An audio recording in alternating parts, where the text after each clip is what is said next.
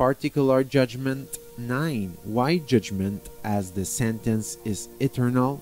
Why during the last judgment the sentence is eternal? I would say that it is a dogma of the church which says that hell is eternal, that no one will ever come out of it. There are theologians like Origen who tried to imagine that in the end, by dint of suffering, the damned would end up repenting and therefore finish by asking for forgiveness, and that there would be a remission for them. In reality, those for whom there is a remission, God obtains it in the Sheol, within the passage of death. That means that God does everything for those who can truly be converted, so that they may well do so, and that at the appearance of Christ they truly so do. If someone has resisted everything so earthly life, its miseries and joys, the coming of Christ at the hour of death, the passage through the Sheol, which may sometimes take years for the person to experience the loneliness, so hell like that.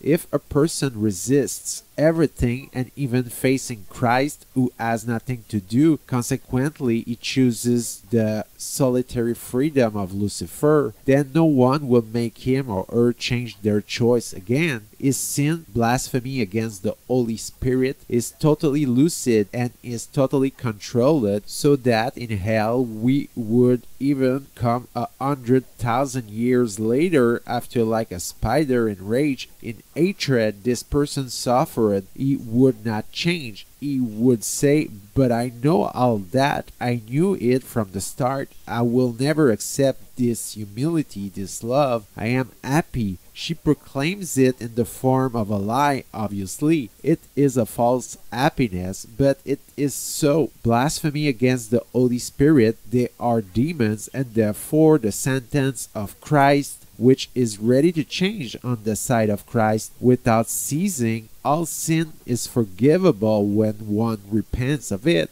Well, it never changes, not because the person cannot change, and because he does not want to change this ever. The same is also valid for paradise. The sentence is eternal, and even for the purgatory, which follows the judgment, because the person who chooses Christ after being confronted with Lucifer, he chooses humility and love, which reigns in paradise. Never again she will change her choice. She is filled with fervour. If she is in purgatory following the last judgment, it is for love's sake, to pay her debts. She wants this purification, and therefore she is all love. All that she is not yet all humility, but it will also come. So because she is determined, having resisted Lucifer, never her choice will never change. Moreover, filled with the grace of God, which strengthens her, she is helped to hold out in the moments of despair which arrive in this terrible purgatory, which follows the last judgment. Finally, the people who are in the beatific vision, there is no bother treating this, as she sees the very essence of God, which is equivalent to beatitude, absolute happiness without limits. How could one reject